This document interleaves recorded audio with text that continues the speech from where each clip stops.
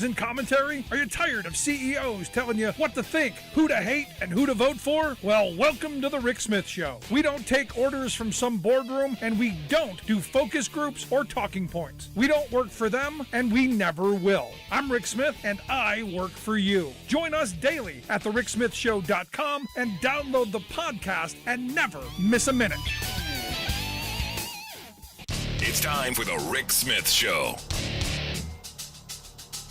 Now, here is the voice of the working class, Rick Smith.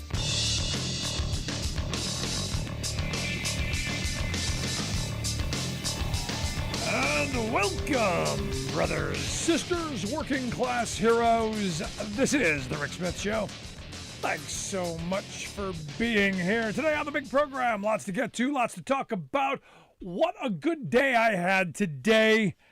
I went to go see President Biden give his speech in Philadelphia at the AFL-CIO's convention. Good speech, very happy with it, but did the most Joe Biden thing that I could think of today, and that was I rode the Amtrak rail lines. And, you know, I love public transit. I wish we had more of it. I wish it was more accessible, especially in the area of the country that I live in.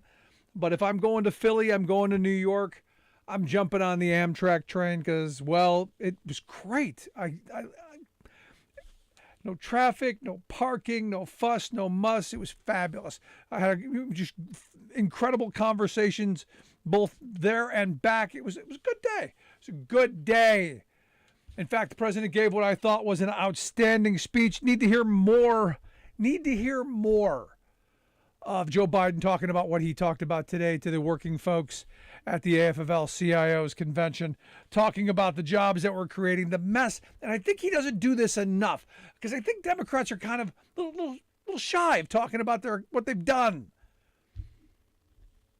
Inherited a mess, a real mess.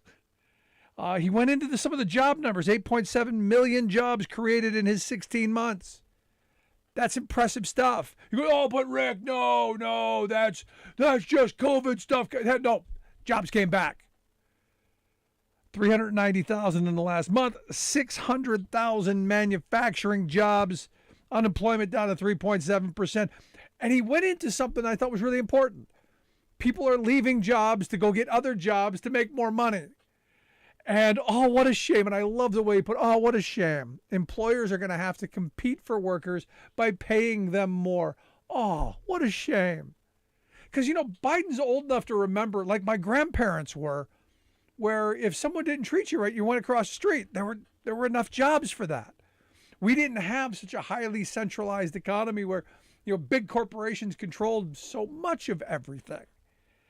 And, you know, he went and he talked about some of the major accomplishments, talked about buying American, making it a reality, not a slogan. And I thought rightly so, went into saying, look, we cleaned up a mess. The last guy had massive deficits. We're cutting deficits. Now, look, I'm not so sure that's a great idea. We can disagree with that. Economically, that's the right thing to be doing at the right time, especially as inflation is eating away at working people's paychecks. But the idea that we're on a different track, that transforming the economy, and as he was talking, I'm hearing my conservative, yeah, you're transforming the economy. He hit on an interesting point. And we like to think that inflation's only hurting us. And look, it's hurting all of us. All of us in the working class are being harmed by this. But he hit it. He goes, look, inflation's global. And we're not getting it the worst. Now, you know, China's saying, well, we're not getting it that bad. I believe nothing coming out of China. But I was looking at some of the statements. They said, man, he's got to get out there and do more of it. He's got to go more after the Republicans and saying, look, everything that we want to do to help bring down costs on working families, you're against. Lowering prescription drug prices, against. Helping with child care, against. All of the things that were in the Build Back Better plan, they're against. Now, look, would I have done Build Back Better differently? Absolutely. but talking about transforming our economy in ways that harken back to my grandparents' generation. His generation, I think, is transformational. I think it's a good thing. But he did point out that gas has gone up $1.74 a gallon since Putin invaded Ukraine. And I don't think we talk about that enough. I know we talk about the gouging of the oil companies. I know we talk about that a lot because it's happening. But I don't think we talk about the big picture stuff, the supply chain stuff that's been decades in the making. The fact that what's going on in Ukraine is a global driver of inflation, not just with energy, but also with food. Now, he did get into some muddled bit about, trying to get the food out of Ukraine, and the rail lines are different than the rest of Europe, and building temporary silos. And he lost people there for a couple of minutes because that's kind of convoluted and difficult. But they're trying. And this is the important part of all this. He's got to get out there and hammer these messages and do it in the way that he was comfortable today in front of those folks at the AFL-CIO, his people, his home, where he working steps. I just thought the speech was well received. It was well given, and hit on the points that needed to be done. Look, we need to rebuild our infrastructure. We need to do things in a way that benefits working people for a change. And it's what I've been saying for all the 17 years I've been doing this show. It's the reason that I voted for Joe Biden. To answer that question, what good is an economy if it doesn't make lives better? What good's an economy if it doesn't make working people's lives better? If all we're doing is enriching the billionaire class. He talked about reminding people of the cars and the nice cars that were lining up to get boxes of food put in their trunk. An auto food line, if you will. While at the same time, you've got miles long car lines of working families needing help during the pandemic. You're creating more billionaires. And how a system like that is inherently unfair. And I think you need to be talking about that.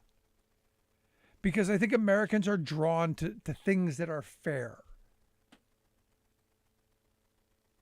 Ultimately, it's going to come down to whether we can have conversations and talk about this stuff in bigger terms than sound bites and slogans.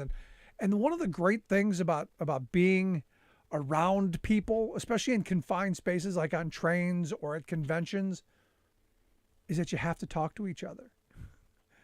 You have to have conversations, and you have to have give and take. And man, we need this. We need it in this moment to be able to converse and to share ideas and to solve problems. So for me, today was a good day. I got lots to get to today, lots I want to talk about, lots of information from the AFL-CIO convention. Tomorrow is going to be their last day. Out of this, a big organizing opportunity, a big organizing campaign, as they're going to look to make lives better. And this is, for me, what being part of a union is about. It's about better wages, hours, conditions, about opportunities. It's about, I was telling someone today, I'm a kid who grew up in a housing project. I'm a kid who grew up poor. I'm a kid who remembers the end of the month there being no food there. I'm a kid who remembers, going to, to school carnivals and not being able to play the games because I never had any money. I remember being the kid who never got to do things because we were broke. I remember having hand-me-down everythings. And I now live in a neighborhood with doctors and lawyers. My kids will never see the kind of poverty, the kind of desperation, the kind of want that I grew up around. And that was always my goal. Before we had children, I waited till I was 35 till we had kids. And it was that my kids will never see the things or have to suffer the indignities or however you want to put that I did. And I want that kid growing up in that same housing project to have the same opportunities that I've had, the same chance, the same shot, to work hard, to play by the rules, to get ahead. And part of that is Part of that's through the labor movement. Part of that is making jobs that are for people who are going to be able to support themselves, to support their families, to have real freedom. And this is one of those things that the left does not talk about. And it's infuriating that the left doesn't talk about it. The freedom of having some economic power. The freedom to know that your kids aren't going to go hungry. The freedom to know that you've got health security. The freedom that you know that at some point you're going to have retirement security. You know, I have friends on the far right who, you know, for them, freedom is about the right to buy a gun. That's their freedom. They're going to, for my cold dead hands, that's my freedom. And you go, but, you know, if you can't afford to put food on the table, if you can't afford to buy the bullets, if you can't afford to do anything else, what freedom do you have? And if you're convicted of a crime stealing food to feed your family, they take your gun, so you don't really have the kind of freedom you think you do. And for me, I think the left has got to reclaim those words. And that patriotism of making better lives, of striving for a better future. And opportunity. Hard work should be rewarded without question. And this is something conservatives used to believe in. And it's something that they used to be behind. If we had true conservatives again, and I think they're out there, I think they're hiding right now, but if we had them, I think things could get done. But sadly, we're in this weird kind of world where we're focused more on what divides us than what puts us together. Because look, I was at the AFL's convention. Understand, there's a lot of division there. As much as they want to put forth a unified front, there's a lot of division there. You've got one sect that wants to go full bore this way. You've got another sect that wants to go full bore the other way. And there's turmoil, potentially. Now the new leadership's going to have interesting waters to bear. And we'll see if they're up for it. I'm hopeful. I'm supportive of them. I see their vision.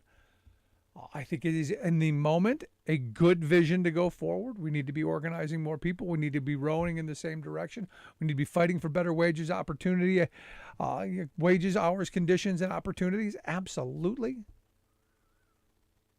But we also need to be fighting for those things of equality and ending injustice. Just my thoughts. I got a lot to get to. Going to take a quick break. Back after this with some more thoughts. You got a question? You got a comment? Make sure you shoot me an email. You can do that at rick@thericksmithshow.com. If you miss any of our program, make sure you download the podcast. We'll get links out on social media how you can do that. But never miss an episode. Get it wherever you get your podcasts, from iTunes to iHeart, Stitcher to Podbean, everywhere in between. Quick break. Right back after this. Stick around. You're listening to The Rick Smith Show.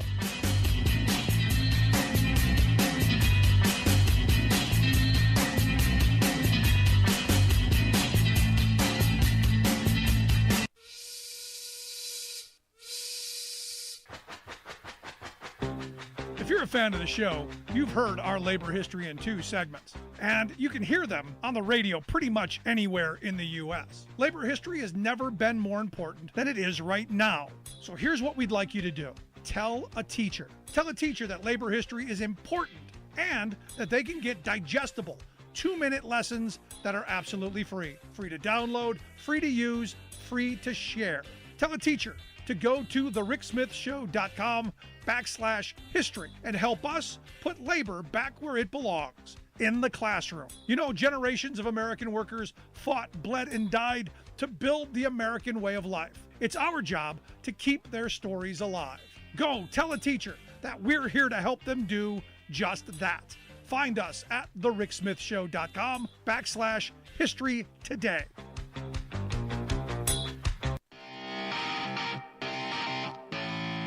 Welcome back to The Rick Smith Show. Now, here is Rick Smith.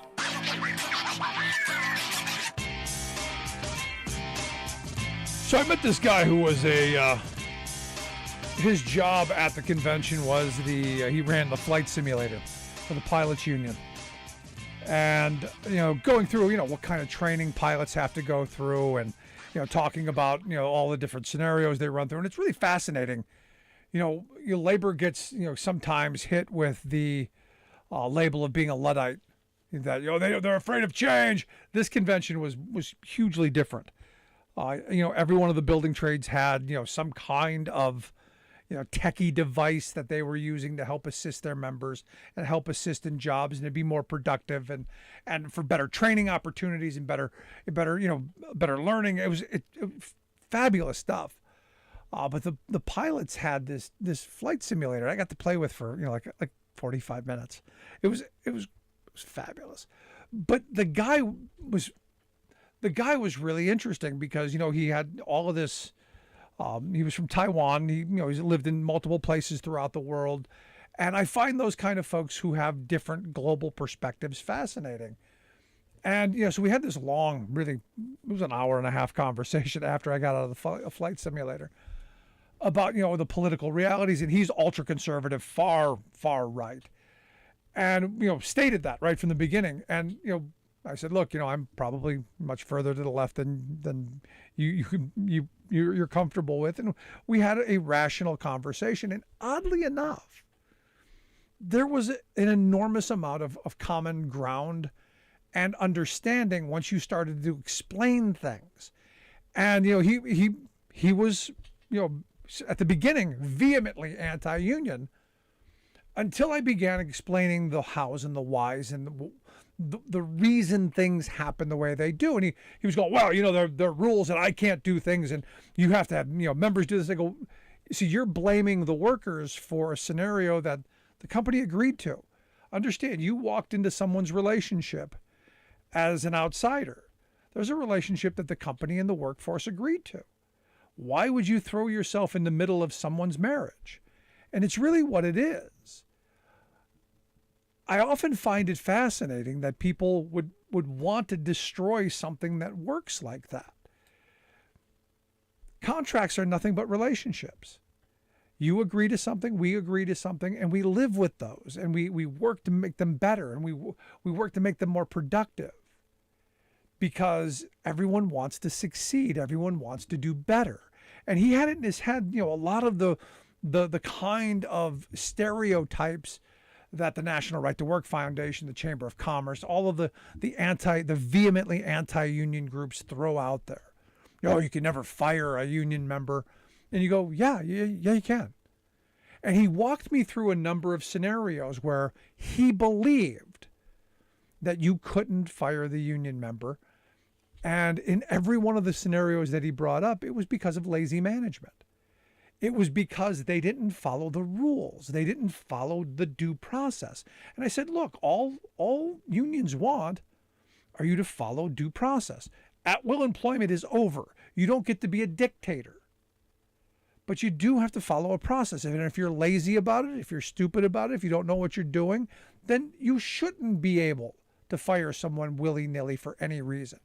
And interestingly enough, and this is the part where I was kind of shocked, at the end of it, he goes, that's probably not a bad system. And I'll tell you, I was given the reality of the world that we live in, when people stake their flag in the ground, I'm ultra this. To have someone go, you've explained something to me, you've explained the reasons why, you've explained the hows, it makes sense. Because he didn't understand why the union would fight for someone who does something wrong. And I said, it's the same reason in society. If someone breaks the law, they have the right to an attorney. It's the same thing. Unions have a legal responsibility to represent their members. They have to do it, whether they want to or not. They have a legal responsibility to do that. And they do. They do it the best they can. Just like a criminal defense lawyer is going to vigorously defend a client. It's the same thing. Now, if the employer doesn't do what they're supposed to do to ensure that the evidence is there, or if you don't bring what you're supposed to and document what you're supposed to, then you're the problem. You're breaking things down. And he goes, That's not a bad system. I wish I would have known that earlier. And I think this is where talking to people is so important. Because understand, and this is where I went and said, look, nobody wants to have the lazy guy with them, because that means they have to do more work to pick up for the lazy guy. This idea that unions protect the lazy is ridiculous. But it's what they want to sell it because it's divisive. It's supposed to tear us apart. It's supposed to make us not like each other and blame each other. They do it on purpose. It's focus group tested, think tank approved. They've been doing it for decades, knowing that we're not going to talk to each other. Well, this guy and I, we had a very long, productive conversation on a whole wide array of topics. And when you sit down with the understanding that, you know what, we're not going to yell at each other, not going to call each other names, not going to say, you're stupid, and listen, maybe there's a chance. Maybe there's a chance. Not on the gun issue. Look, you know, he was very clear on the gun issue. He's got a guy. Second Amendment guy, doesn't think we should ban any guns. And then we started talking about, you know, should we ban, you know, fully automatic? Well, we've already done that. I go, well, you said we don't ban any guns. Oh, well, that goes without saying. No, it doesn't. Now, he made a very good point, you know, like Joe Walsh made last night. There's so many of these AR-15s. What do you do with them? And that's a question to have a conversation around. But we should be having these conversations. And I don't know that we are, at least not as a public. And I'm concerned about the future because I'm looking at what's being done to us, and it's not good. And we've got to get back to the bar rooms. We've got to get back to the street corners. We've got to get back to sitting and looking at each other and understanding each other. Because I'm concerned about the future. I'm hopeful. And I listened to the president speak today. Like I said, I think some of the policies that he's moved, forward through, the infrastructure plan to rebuild our infrastructure to help move us into a new economy and to help give us opportunities. I think it's a good move. I think it's something we should have been doing for years. I think some of the spending we're doing is helpful. I wish we had more investment in new technology and new energy policy. It's not where we are right now. I had someone ask me, well, what do you like about him? I go, I like the fact that we're really talking about progressive policies in a serious way, like we've never done before. There's always been lip service, but we've never actually discussed them. We've never actually considered them. We've never actually had a plan to move forward on them. Now there's actually people in the rooms talking about, hey, how do we do this? And I had some people today bring up the fact that, look, we can't go to all electric cars right now. We can't go to solar panels all right now. Because where are we gonna source the lithium, the cobalt? Where are we gonna do all this stuff from? Do we have that plan? How are we gonna dispose of things? Again, lots of questions, lots of things that need to be addressed. And you get that stuff by having the conversations. And this is where I'm hoping again. I'm hopeful that we can go back to this because I miss having good, honest, spirited conversations with friends. Maybe once the Trump stuff is over. I hope. Love to hear your thoughts. Email me, rick@thericksmithshow.com. Tell me what you think. Or am I just crazy? Did I just lose my mind for a day? One train ride and I've already lost it? Email me, rick@thericksmithshow.com. Again, remember, if you miss any of the program podcast, get that wherever you get your podcasts. Quick break, right back after this with Stephen Greenhouse, labor journalist, former New York Times labor journalist. Back after this. I'm Rick Smith, and this is Labor History in 2. On this day in labor history, the year was 1937. That was the day John L. Lewis called miners who worked for Little Steel coal subsidiaries out on strike. It was an act of solidarity as conditions worsened on steel strike picket lines. The walkout was designed to force the closure of steel mills by stopping the flow of coal. 10,000 workers in as many as 19 mines owned by Republic Steel, Bethlehem Steel, and Youngstown Sheet and Tube dropped their tools. Bethlehem had not been one of the independent steel companies initially included in the Little Steel strike, but workers at its Cambria works in Johnstown, Pennsylvania, walked out in sympathy with railroad workers at Bethlehem-owned Blacklick and Conemaugh Railroad. They had been refused a contract. Striking miners in Johnstown marched to Cambria Works to join the 7-mile stretch of picket lines. In Ohio, the Canton Federation of Labor voted unanimously for a general strike if the newly formed Citizens League attempted to force reopening of the steel mills. SWAC leader Van Bittner threatened to call out another 600,000 miners by week's end if the strike was not settled. John L. Lewis remarked, quote, "Labor is menaced by the force of arms of Republic Steel Corporation. Labor is calling attention to this situation so the law, government, or public opinion can begin functioning before another massacre takes place." UAW President Homer Martin added, quote, "It is our purpose to spread the light of democracy to every part of this land until autocracy and industrial slavery have been driven from the country." But Johnstown civic leaders and town officials had formed a citizens committee and prepared for battle as the miners approached. It seemed there was no end to the anti-strike violence. For more information, go to laborhistoryin2.com, like us on Facebook, follow us on Twitter at laborhistoryin2. It's over.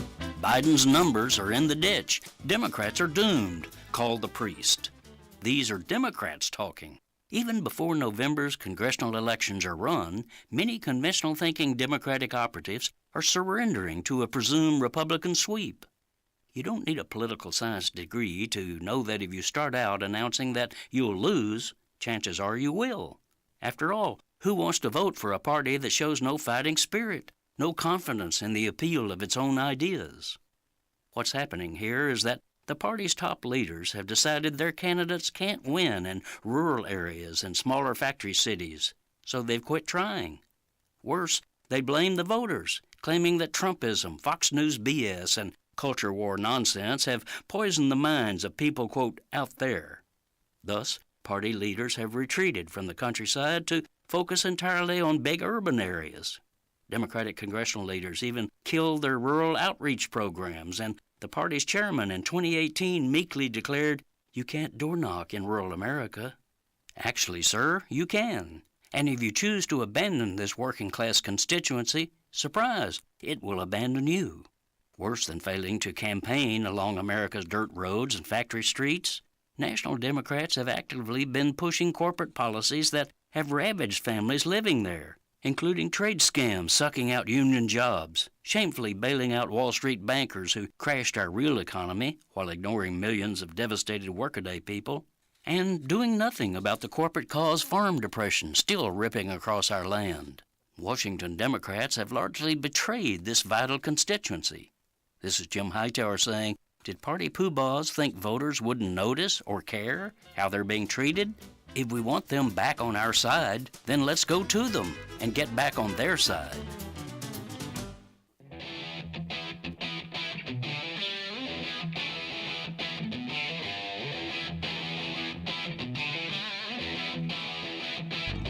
Welcome back to the Rick Smith Show. Now, here is Rick Smith. So as I said, lots of good stuff at the convention of the AFL-CIO. The president spoke today, and look, I liked the speech. It hit a lot of the important parts. I'm hoping coming out of this convention, the organizing that needs to happen. I know Liz Schuler and Fred Redmond have a plan that they're going to attempt to move forward on, and the hope is that they actually do that. And one of the people who's been calling for a more active labor movement to get out and do the hard work of organizing, the hard work of getting out into the streets and rebuilding the working class of this country is my next guest, who is one of the best labor journalists in the country, former New York Times labor journalist and author of numerous books on labor. His most recent is Beaten Down, Worked Up, The Past, Present, and Future of American Labor, available wherever you get your book stuff. That's why I've asked Stephen Greenhouse to come talk with us. Stephen, thanks for taking some time for us. Nice to be here, Rick. So let's start with the big convention. You've been to a bunch of these, as have I. Thoughts of this one? So this is the first time the AFL-CIO has a female president. That's very exciting. Liz Schuler, the president, really tries to run things by consensus. There's much less infighting, much less nastiness between union leaders. I've seen some really nasty meetings. I've seen, the famous AFL-CIO convention where the SCIO and Teamsters quit the convention. I was at another meeting where two of the nation's most famous union presidents were screaming at the top of their lungs against each other because they said each was raiding the other's territory. This is a much more peaceful convention. Schuler, I think, has really gotten people to pull together, to back Biden, to back the Democrats, to try doing more organizing, because she sees, that there's a lot of excitement about organizing out there, and she's trying to line up, the herd, the 57 unions in the AFL-CIO together to say, hey, folks, we have to do more unionizing. Yeah, and look, there was no intrigue, there was no drama. In fact, the election was over before I even got there, because there really wasn't one. You knew who the winner was going to be. This was really a coronation. It was really about, hey, how are we going to now pick the ball up and move forward? And I think that's for this moment, I think that was important. No, I agree. The death of Richard Trumka, famous, the former head of the AFL-CIO, famous Pennsylvania native, former coal miner. That was a huge blow, and Schuler really did have to pick up the pieces. And whereas, Trumka was, a very charismatic, combative guy, Schuler is more of a, consensus, just kind of as a gentler speaker. And she's really trying to get everyone to pull together. And, I guess the dispute now is like, okay, there's this huge wave of organizing at Starbucks. There's this historic union victory at Amazon. There are all these, graduate students unionizing and adjunct professors unionizing and museum workers unionizing and nurses unionizing. What should the AFL-CIO do? What should its 57 unions do to help? And so she announced what she said was a bold plan that the AFL-CIO's 57 unions will seek to unionize 1 million members over the next 10 years. And that's, she says that's important to putting out a firm, realistic goal. I interviewed several union presidents who say, it's nice to put a number out there. It's nice to have a goal, but 1 million ain't nearly enough. It would mean, less than 1% annual growth for unions. And they think unions should remain higher. And Schuler kind of says, look, unions have a hard time not losing, hard time because they're losing so many members, and there could be recessions, there could be factory closings. So it's hard to add 1 million on a net basis. But when you speak to some of the leftier, more activist union leaders, they say, 1 million just isn't enough. That if we're going to really increase the percentage of workers of unions from the current 10%, which is down from 20%, 25% in the 1980s, it's really important to try to organize millions of workers. And look, there's more enthusiasm, and as you've noted in your shows, Rick, there's more enthusiasm about unions right now than there has been in decades. I mean, what's happening at Starbucks, what's happening at Amazon, the REI victory, the unions, the efforts to unionize several Apple stores. Microsoft announcing that it will agree to union neutrality, that it won't fight against unions. I mean, that's all important stuff, and all these public opinion polls show 77% of young Americans 18 to 34 approve of unions, and this amazing study I saw saying that 74%, 3 in 4 workers aged 18 to 24, 3 in 4 of them say they would vote to join a union today if they could. Like that really, there's a lot of excitement out there among young people for unions, and that makes me think, with a little inspiration and lots more perspiration, the AFL-CIO, the nation's unions, could organize a lot more than 1 million people if they really, put their old shoulder to the grindstone. Yeah, and that comes with investment. That comes with, with having, that kind of push. But it also comes with, I still go back to, you need to have some legislative reforms. You still need to have a structure that's going to make that a little bit easier. Because I still remember stories from my grandparents. It wasn't this difficult for their generation to organize back in the 50s and 60s. No, you're absolutely right, Rick. And thanks for reminding me of that. So, American corporations, starting probably in the 1970s, really gearing up in the 80s, got much, much, much more aggressive in fighting against unions. And some union leaders I speak to say very rationally that, hey, it's easy to say we should organize more, but don't forget how hellishly difficult it is taking on extraordinarily anti-union companies like Walmart and Target and Amazon and Starbucks. And the amazing things now is like this youth-fueled, youth-filled, youth-driven enthusiasm for unions. It has often been able to overcome this huge anti-union opposition by these companies.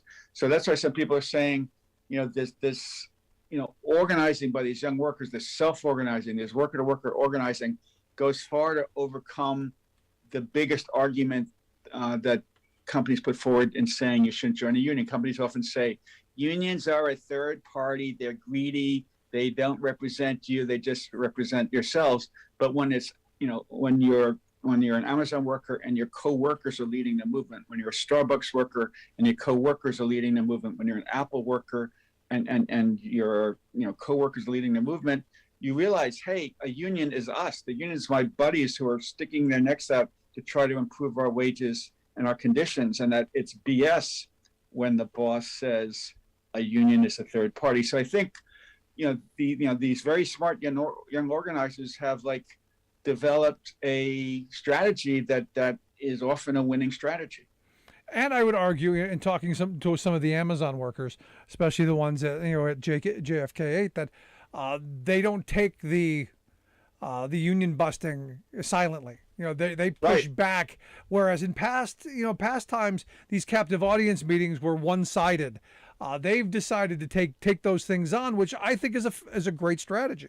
It's so one of the I don't often use this word, amazing things. There are many things amazing about the victory against Amazon and Staten Island. This one with these two workers, Chris, as you've discussed, Chris Malls and Derek Palmer, they decide to take on this $1 trillion corporation with 1 million workers, and they managed to unionize this humongous 8,300 worker factory. And one of the ways they did it is there are these anti-union meetings, the captive audience meetings that the workers have to attend. And the workers very, very bravely, very courageously stood up in the middle of the meetings and called out the lies by the $3,000 a week anti-union consultant, saying, don't say that, unions are a third party. I work here. Derek works here. Angela works here, and that's just a lie to say unions are a third party. The unions are us. And the anti-union consultants would say, if you unionize, we might go back to paying the minimum wage. And, the workers would say that's BS, with the unemployment rate 3.6% and Amazon desperate to find enough workers, there's no way in the world it's going to cut its wages to $15 back, to $15 an hour. That's the New York State minimum wage, New York City minimum wage. So, and that really threw these anti-union consultants off. Sometimes they'd end the captive audience meetings immediately. Sometimes they'd start, stumbling and stuttering. And it showed that the workers had taken charge. It was very cool, if I may use the word. No, and it's one of those things where you go, why did no one do that before? Because I'd always said, why don't you just get up and walk out? They can't fire all of you. But it's just one of those things that finally someone did it. You listen to the I've interviewed a few quote unquote labor experts on to say, people in our generation, Rick, and you and I are not 25 years old, last I looked. A lot of people in their 50s and 60s, 70s, they're just more scared. They worked when the unemployment rate was higher. They had families and kids and mortgages and were worried that they'd get fired if they stood up to the boss. But these 28-year-olds, they're bolder. They're Bernie Sanders people. They're Me Too people. They're Black Lives Matter people. They're used to standing up, and I think a lot of them are just we don't tolerate lies, and we're not going to sit here and let these people lie to us. And they discovered very smartly that you have a right protected by federal law to stand up and protest in the middle of these captive audience meetings, because if you team up with other workers to try to do things to increase pay, increase benefits, improve working conditions. That's protected under the National Labor Relations Act. So workers are discovering this, and like this is spreading, from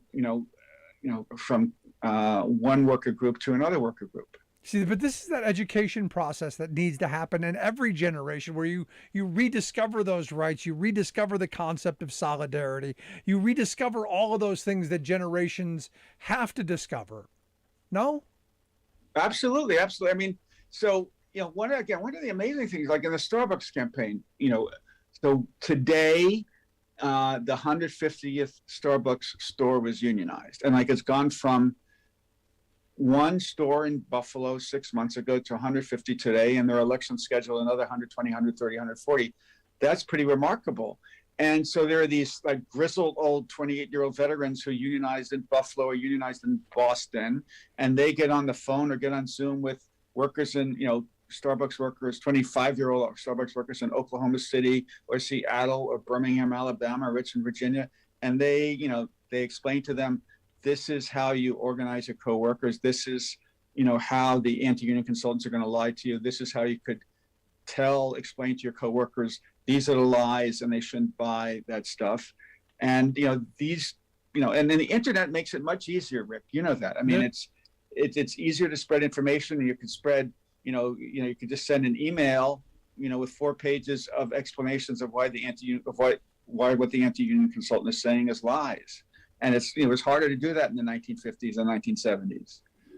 Yeah, well, we use the tools that are available. You're listening to The Rick Smith Show here with Stephen Greenhouse, labor journalist, former New York Times reporter, author of the book Beaten Down, Worked Up, The Past, Present, and Future of American Labor. You can get that wherever you get your book stuff.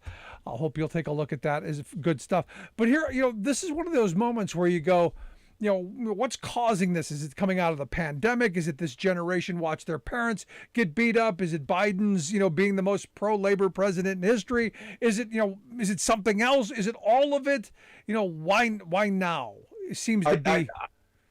Rick, I think you're right. It's all of the above. I think partly it's the pandemic. A lot of workers felt bruised and beaten and mistreated during the pandemic. They felt they risked their lives. They saw during the pandemic, many corporations' profits soared, many CEOs' pay soared, and they thought, we're not even getting hero pay or hazard pay or an extra few dollars an hour. And yes, finally, I got a raise of 4%, but inflation was 8%, while the CEO's pay went up $3 million or 17%. And like so they feel mistreated during the pandemic.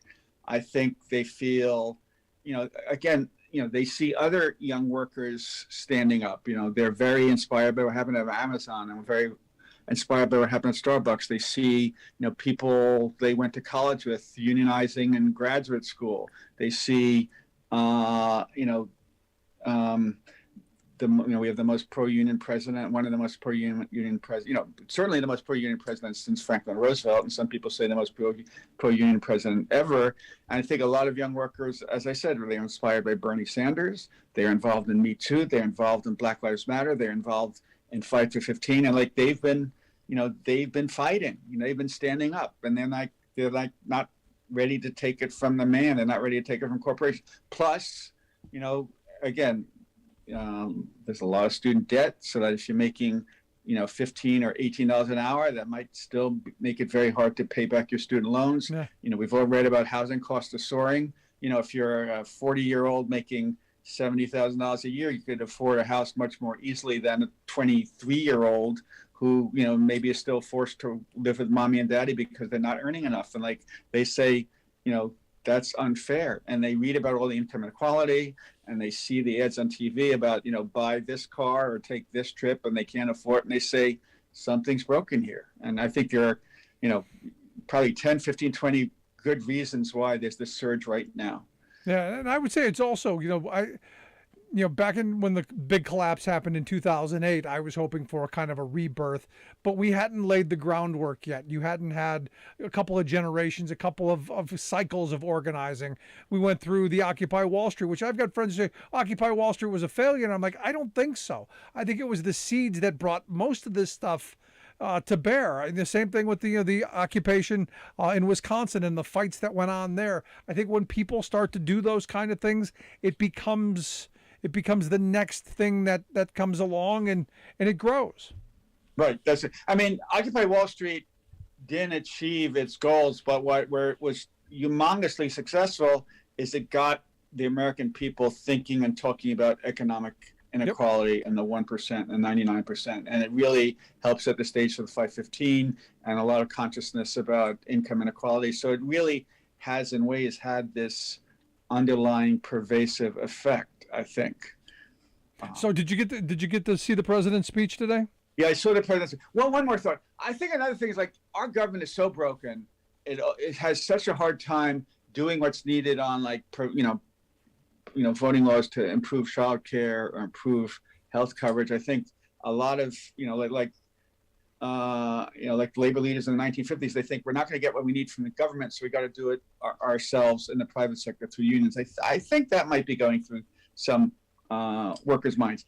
Joe Biden, I thought, gave a very good worker-oriented speech today. I spoke to a union leader afterwards, and he said, that's the message that I think all Democrats should be adopting. He was talking about how, corporations and the rich aren't paying their fair share. Many of them aren't paying taxes, that billionaires pay only 8%, effective 8% income tax rate, which is much higher than school teachers and much lower than school teachers and steelworkers pay. And he was saying, the system is in many ways broken, and I'm the president and I want to fix it, but guess who's preventing me from fixing it? The Republicans. And he talked about how he wants to improve child care and address student debt and pass the Protecting the Right to Organize Act to make it easier to unionize. And he talked about how important unions are to have been to build the middle class. He talked about how his infrastructure program is great. It's going to help, cities and states, and it's going to create a lot of good good union middle class jobs. And it was a very powerful blue collar message, and I think it would play very well in the Keystone State. No, he's got to get out there and he's got to say that stuff more often, and that's where my mind was. There were a couple of tripping points, but it is what it is. But that's the message, and he's got to stick with that. And like, sometimes people, and I among them, say, oh, Biden's too old. He was really energetic and vigorous and forceful today. I mean, it was a good, solid speech. I mean, he was in his element. I mean, he was home, as he said. Yeah, I mean, he really felt comfortable talking to this crowd. He really did. Even though it wasn't in Scranton, he was still very comfortable. Just a little couple hours south. Halfway between the Delaware and the Scranton home. Last question I've got for you. So the million number, do you think they get there, or even though it's low? Because I go, a million sounds pretty decent if you can get to it. So a million means 100,000 a year, which means less than 1% growth a year. And when you're considering that you've been losing members, 1% growth might be very good. But, the overall employment is probably going to rise faster than 1% a year, probably by 2% a year. So that even if you do the 100,000 a year, the million over 10 years, the percentage of workers in unions will still decline, which is depressing. So, Liz Schuler says, we need a goal that's attainable. We need a goal that everyone will buy into. I interviewed the head of the hotel workers union and the postal workers union and the flight attendants union. And they just say, look, it's good to have a numerical goal. It's good to be focusing more on organizing, but this number just ain't high enough. And we have to, this is an amazing moment. There's more excitement about unions than have been in decades. Like, why settle for 1 million? And Liz Schuler will say, we need a realistic goal. So, here's the thing. You can do that in the first year, and we'll set a new goal. Right. That is true. There's the answer. There's the response. I interviewed Dee Taylor, head of the Hotel Workers Union, who's really a visionary labor leader. He said, the year before the pandemic, they organized 22,000 workers. They increased their membership by 7% in 1 year. And he says, more unions should be able to do that. So I'm all in favor of it. We should start with Amazon, finish off the Starbucks, keep right on rolling. But Stephen, I appreciate the time. Thanks for taking a little time from the convention. Okay, thanks. Give us some thoughts. Okay. Good to be with you, Rick. Well, I love having you on. And again, this is one of those moments where, I'd love to see 1 million in the next year. Love to hear your thoughts. You can email me, rick@thericksmithshow.com. Quick break, right back after this. Stick around. You're listening to The Rick Smith Show, where working people come to talk.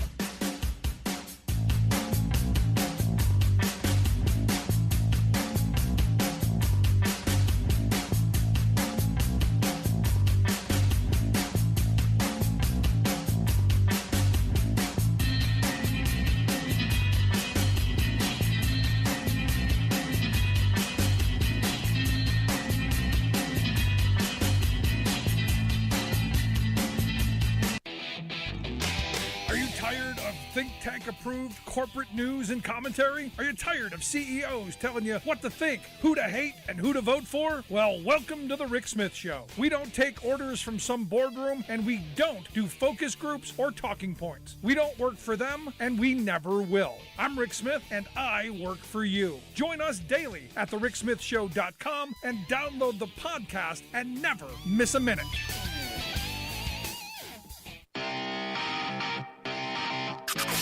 You're listening to The Rick Smith Show, where working people come to talk. Oh, Stephen's right. That million number is kind of low, and I agree. It would be great to see 2, 3, 5. It would be nice to see labor back in the numbers where my grandparents' generation, where they had built the most prosperous working class in the history of civilization in about the 35% range, which meant that 35% of the workforce was unionized and earned good, solid family-sustaining wages that you could support a family on one income with health benefits, with retirement security, with that freedom that I was talking about earlier. And it meant that 35% of the workforce who didn't join unions were earning about the same, which is why you had such a broad, large middle class, because you had employers who were going, we'll pay what they're paying, just don't join a union. And people were okay with that. And it gave people options. You go, I don't want to join no stinking union. I'm going to go over there. And it gave people choices. And what we've got now is this Hunger Games scenario where they're telling people, you shouldn't have to join. You don't have to. You can go somewhere else. This is that kind of moment. And if you have a growing union movement, if you have a large working class where prosperity is shared broadly, you have those opportunities. And I am all in favor of that. And every working person should be. It's interesting. I used to have supervisors when I used to be on the negotiating committee at the one job. I'd have supervisors go in there and get a good deal. Go in there and get as much as you can. Because their bonuses and their raises and their income was dependent on what we got at the bargaining table. So if we did really well, they did really well. So the frontline supervisors were pulling for us to do even better because they knew the company was going to help fund them in kind so that they wouldn't go unionize or try and just, if you're going to be a supervisor making less money than the people you're supervising, what are you going to do? But it's those moments are being broken. Because the rate is falling, and this is by design. They actually came up with a word for corporate power holding down wages, monsopony. It means that these corporations have so much power that they can depress wages and hold your income down. Why? So that they can have more. And this is why I always say, look, I want companies to be wildly profitable. So when we workers sit down to negotiate for those better wages, hours, and conditions, there's money to be had. Every working person should have a union card, and every working person should have a contract. Because every CEO's got one, man. It's just that simple. But I'm hoping for good things coming out of this convention. I think we all should be hoping, because their success is our success. If you work for a living, if you're someone like I believe, you work hard, you play by the rules, you get ahead. This is how we do it. If you miss any of today's program, make sure you grab the podcast. Get that podcast wherever you get your favorites. That simple.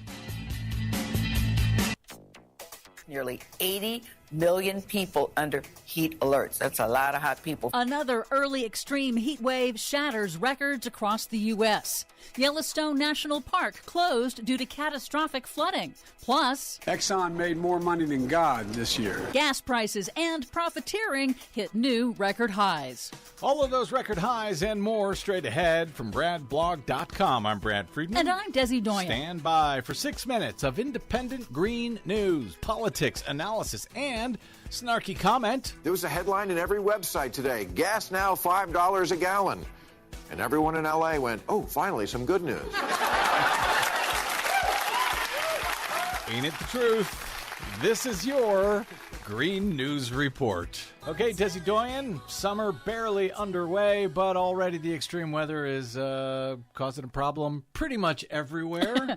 Yeah, pretty much. Extreme weather is ruining vacations, especially in Yellowstone National Park in Wyoming, which indefinitely closed all entrances and began evacuating some park visitors on Monday after record rainfall caused record flooding and mudslides that washed out roads, at least one bridge, and knocked out power to the park and nearby gateway communities. So all of Yellowstone National Park closed in the middle of summer tourist season? Yes. The rest of the nation is broiling. Another early extreme heat event shattered records in the Southwest over the weekend, with Phoenix, Las Vegas, Denver, and California's Death Valley all posting new high temperature records. Texas hit a new record for electricity demand, but its grid did hold. And it's not even peak summer yet. As we go to air, the extreme heat is intensifying and expanding eastward, with temperatures 20 to 30 degrees warmer than average from Minnesota to the eastern seaboard. Wow. So it is a great time to get prepared. Wow, triple digits I'm seeing in Illinois, Minnesota. Yep, climate scientists warn that extreme heat waves are growing in frequency and intensity due to global warming. And it matters because excessive heat events cause more deaths in the U.S. than all other weather-related disasters like hurricanes, floods, and tornadoes combined. Public health experts say that early extreme heat waves are especially dangerous because people are not yet acclimated to the rapid onset of high heat and high humidity. Meanwhile, gas prices have hit a new record national average of $5 a gallon, which in turn is fueling inflation. Industry experts agree that there's very little that the Biden administration can do to quickly change the market forces that have caused the surge in gasoline prices that are hitting around the world, not just in the U.S. In remarks Friday at the Port of Los Angeles, President Biden pushed back on the false narratives of the oil industry and Republicans by highlighting the oil industry's record profits and calling for a windfall profits tax. They have 9,000 permits to drill.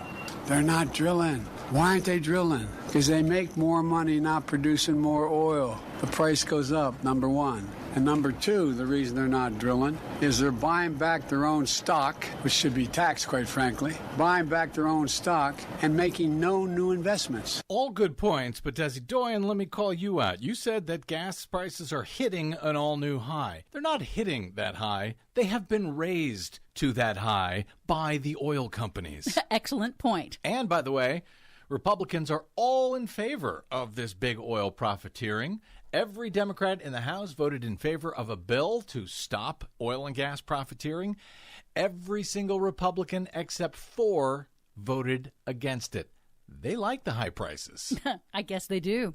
An explosion and a fire at a liquefied natural gas export facility in Freeport, Texas, is not helping energy prices. That single facility accounts for more than 20% of U.S. LNG exports and will remain closed for at least 3 weeks. That has further tightened global natural gas supplies, triggering even higher prices. And that's a double whammy for consumers because natural gas is a feedstock for fertilizer. So Russia's invasion of Ukraine has sent both food and fertilizer prices soaring.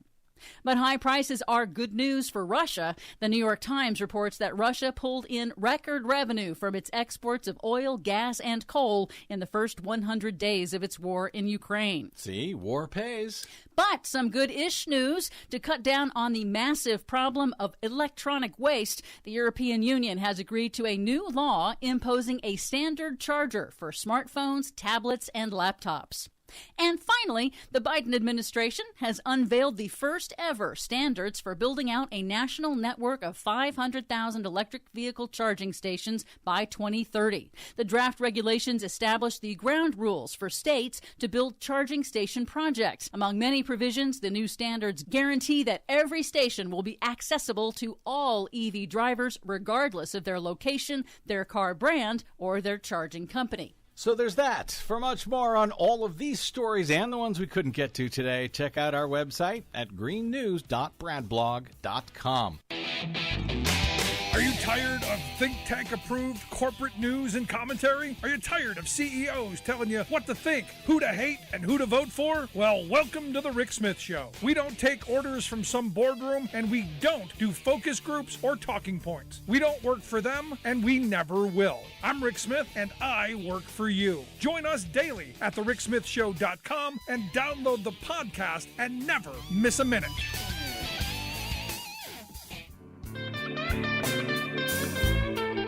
Welcome back to the Rick Smith Show. Now, here is Rick Smith.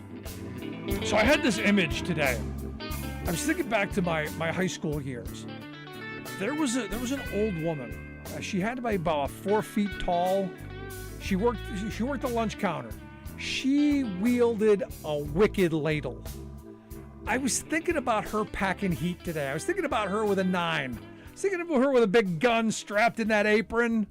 Because, hey, evidently that's where we're going. My former high school, she could get trained to carry a gun, give up the ladle for the gun. And, I used to joke with her and kind of bust her shoes about how bad the food was.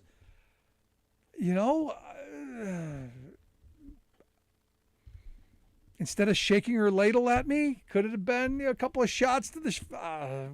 you never know. You never know. But here to share some thoughts on my former state of Ohio, my birth state, and how crazy they've gotten on the gun front, as their governor has signed the law that's going to let the teachers pack heat, man. 24 hours of training to be able to carry that gun around their children. That's why I've asked Susan Tebben to come talk with us. She's a reporter at the Ohio Capital Journal. You want to check out their work, ohiocapitaljournal.com. Susan, thanks for taking time for us. Always happy to be here, Rick. So, can you picture that? I mean, the big long lunch counter, the little old lady with the hairnet, and the strap in the 9. I grew up in Catholic school, so God knows what the nuns would do with it. Oh. See, I went to Catholic school up until 8th grade. They had that pointer with the little black tip. Mm-hmm. The little black tip that they'd get you right in the back of the neck with. Yep. Yeah, I remember that. Yeah. In fact, my mother taught me to write left-handed. The nuns literally beat that out of me. Now I can't write with either hand. Well, yeah, that happens. Because it was the devil making me imagine. They don't do that anymore. But yeah, I mean, I wonder if can the nuns get guns now, or is this only public schools? Yeah, I'm not. Well, it's anybody that receives state funding probably would be involved in this. But honestly, the bill, I covered it way back in 2020 when. That was about 7 years ago, pandemic years at this point. But way back when it was in the old General Assembly, and they wanted you to have no hours and then, have some certain. But the argument was there are rural communities and rural school districts that don't have money for a school resource officer, so they can't have that, which would be a person who's had police training, and that's about 700 hours of training. And their response times getting to these schools that are out in the middle of nowhere would not be good if, say, a school shooter showed up. So that was the original argument. One of the original arguments was to that, and it was in response to a school shooting that happened in Madison, in a rural district, actually. But it has since it didn't go anywhere then.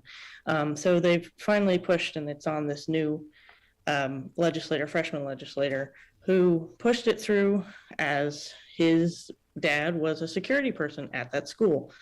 And so he pushed that and he got it through. And now that it was sort of just weird timing that it happened to happen after the Uvalde shoot, that it passed through the House and the Senate after the Uvalde shooting. A lot of people saw that as a horrible look, but there was just happened to be bad timing on it. It was had been going through for a while.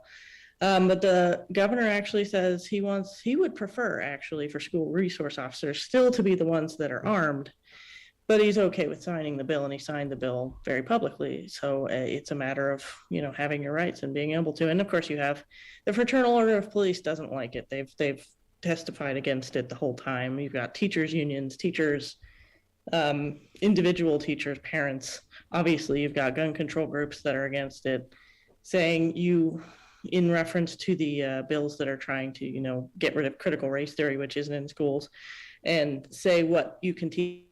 You're saying teachers are saying we can't control our curriculum, but you want us to carry a gun, or be able to anyway.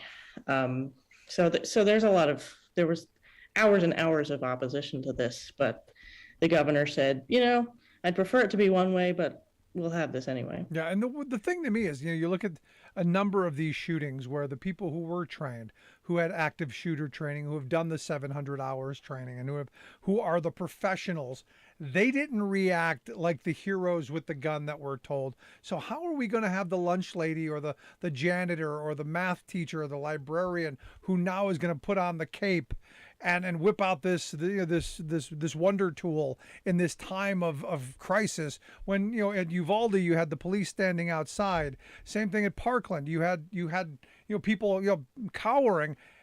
I don't see good things for this.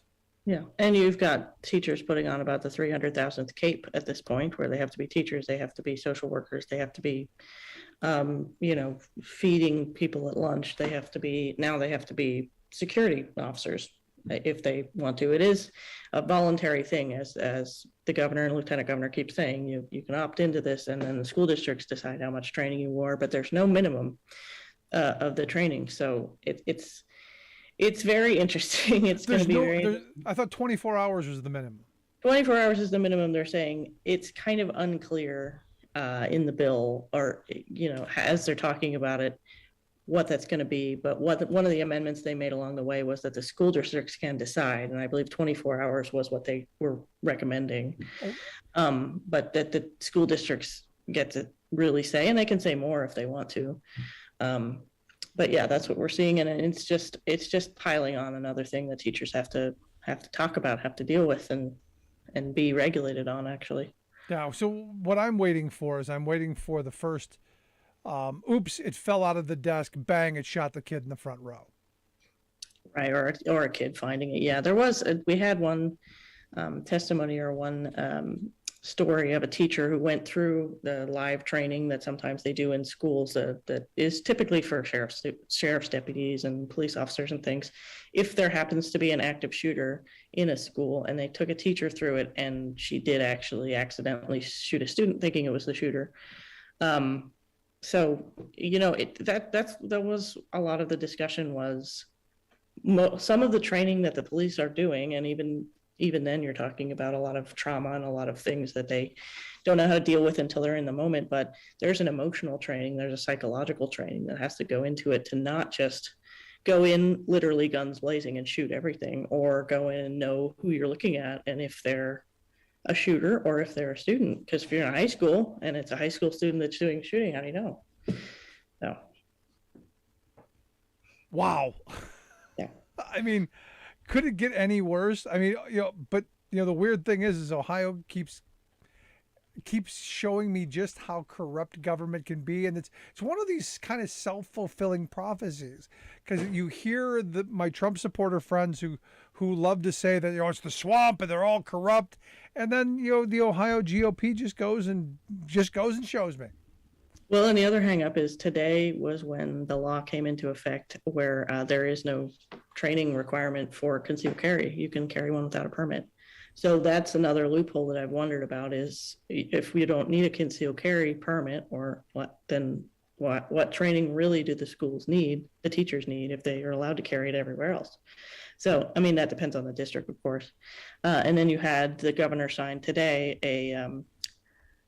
a bill on knives, to say knives should be people should have the right as Americans to defend their person via a knife. So they should be able to carry them around just as they would a gun or ammunition.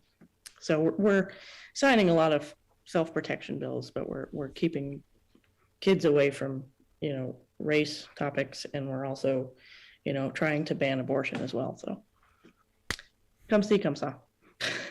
I got to tell you, it sounds like an old George Carlin skit. If you remember George Carlin, he said, we show so many, violent scenes on TV, and whenever you start talking about, bad words like the F word, because his fantasy was always replacing, instead I'm going to kill you, Sheriff. He goes, I'm going to blank you, Sheriff, using the F word. We're so hung up on sex and so hung up on those kind of things, but killing things and guns, no, it's good, clean American fun. Right. And no matter what topic it is, it comes back to redistricting, and it comes back to, if we had the power to vote, and if our vote meant anything in the districts that we live in, then maybe we could change this. But right now we have a supermajority that's Republican that can do whatever they want. And they don't seem to be listening to the hours and hours of testimony that says we don't want this, because they have different powers that be, apparently. Yeah. Now let's talk about that for a second, because, clearly you're spending a lot of money. Evidently, Ohio is a utopian state. You got money to burn because you got a couple of primaries. You're going to be. I got to assume you're going to be buying the guns, right? Yeah, we got trees growing all over the place with money. I don't know why more people aren't investing in them, but yeah. There was just a part of the capital budget, I believe, is $20 billion for the second primary that we have to have in August, hopefully in August. For the state house races, because the legislative redistricting map was beaten down by the Supreme Court 5 times. And we still don't have, a constitutional one because they beat it down, because the Ohio Redistricting Commission passed the same map 3 times and just decided that was the way to go rather than actually doing what the court ordered them to do. So we're still waiting to see if the legislative maps, but the federal courts intervened. So we feasibly have a map that we're using for State House. It's been rejected by the Supreme Court, but apparently at this point, there's not a whole lot of time to do much because we've got an August 2nd primary to do and then a November general election that somehow has to go off. Such fun. Well, so let me ask you, Susan. There's got to be more coming. You've got the abortion stuff. You got the gun stuff. You got the transgender stuff. There's a bunch of that. Like Ohio is like the hotbed of division and hate and all of that. Anything good happening in Ohio? I should feel blessed for the job security, shouldn't I, Rick? Yeah, I mean, there are good. They passed a capital budget. It had mental health, monies for mental health in there. It had, certain things. They're trying to help the state parks and things like that. But we do have a lot of. The legislature's out for summer break, so we won't be back till fall. But we've got many abortion bills set to trigger, no pun intended, trigger. Their trigger bans if Roe v. Wade is turned away, which could happen this summer. So we have to deal with those, and we have to deal with, as you say, the trans sports. That's already passed the House. It's onto the Senate, and they say they're going to do something with that, and that also includes what could be blood tests to prove your particular gender if a parent or a coach decides that they think you're performing too well and you might be a transgender individual. So is this going to be like we're going to have like a little curtained off area at the end of every sports arena, like over at the soccer field? There'll be like a little quarantined off area where we have to go through mandatory because any guy knows when you did your physical, you went and you did the turn your head and cough thing. Is this going to be mandatory for everybody now? You're just going to have to walk through because everybody's going to have to go through this? Is only certain people? Yeah, it's supposed to be a complaint only thing, and it's supposed to be a medical professional that signs off on it. But that bill is relatively new, so we'll see what happens with it. So like a Larry Nassar then, that kind of a medical professional? Gosh, I'm not going to wish for anything like that, but that's all we know about it right now is that a medical professional has to sign off on it. But it can be anybody involved in the sport, it seems like, can say, I don't think that this person is a girl or a boy. The basis of it is we have a group of legislators who don't believe that transgender individuals exist. Essentially, they believe there is biological girls, biological males, that's it. So you have bills written with that premise to start with. And that's why medical professionals are coming in from children's hospitals around the state saying, you actually have to accept that this is a fundamental thing, that gender dysphoria is a thing that we need to treat and is a thing that happens. And it doesn't make a kid any less existent. It just makes the kid who they are.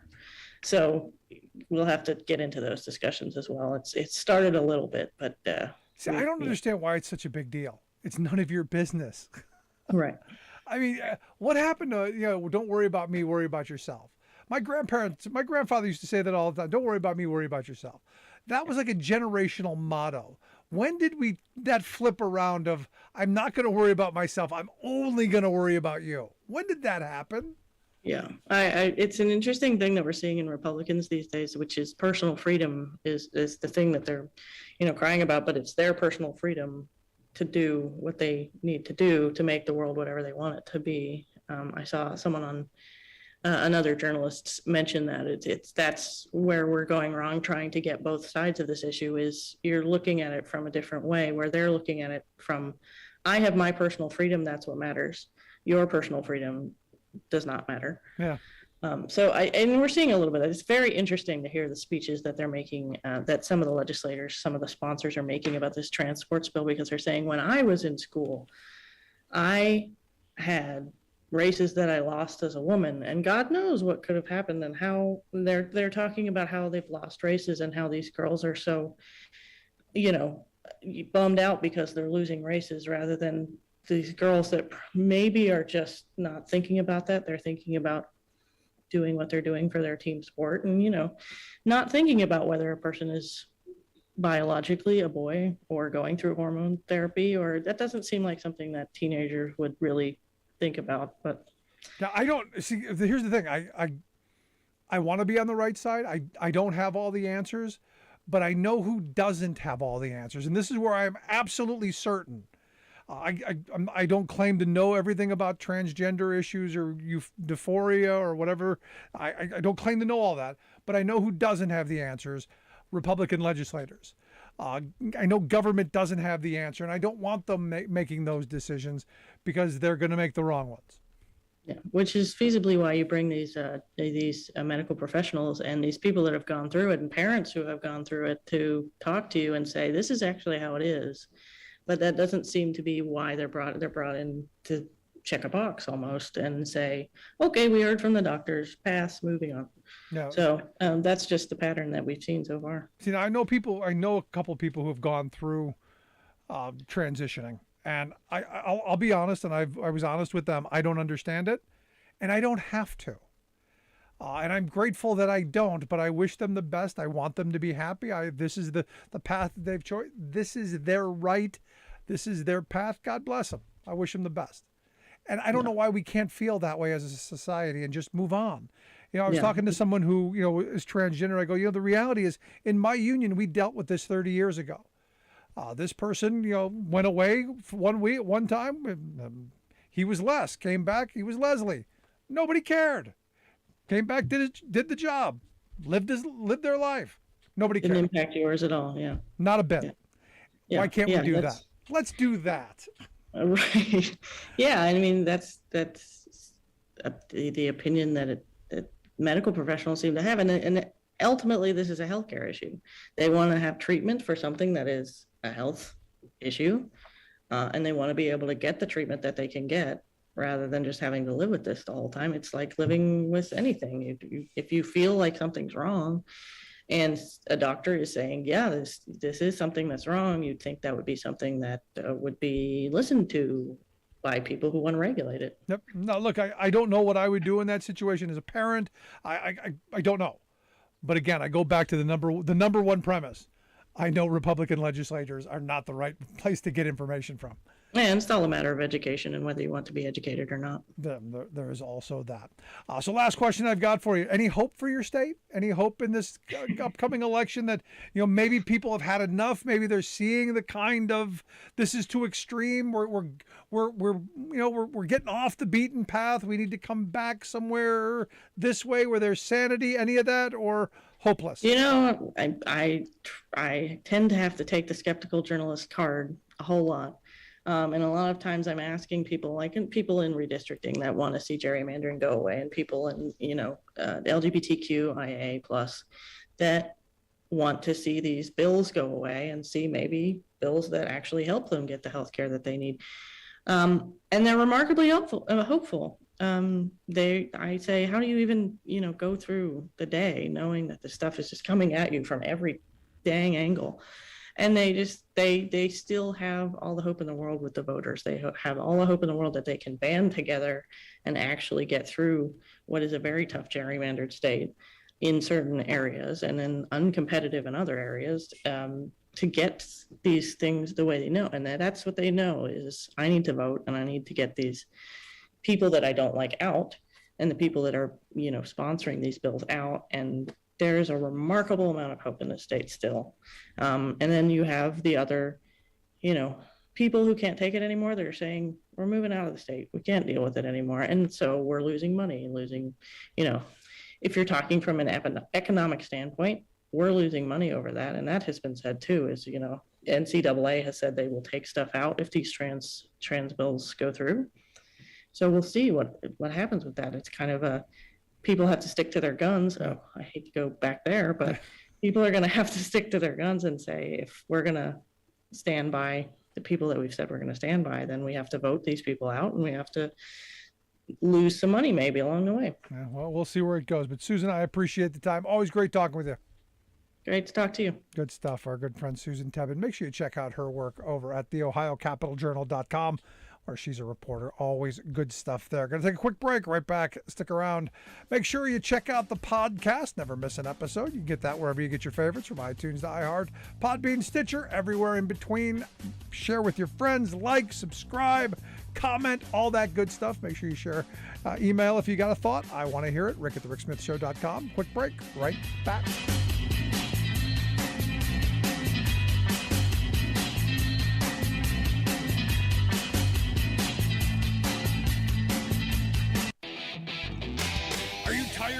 Think tank approved corporate news and commentary? Are you tired of CEOs telling you what to think, who to hate, and who to vote for? Well, welcome to the Rick Smith Show. We don't take orders from some boardroom, and we don't do focus groups or talking points. We don't work for them, and we never will. I'm Rick Smith, and I work for you. Join us daily at thericksmithshow.com and download the podcast and never miss a minute.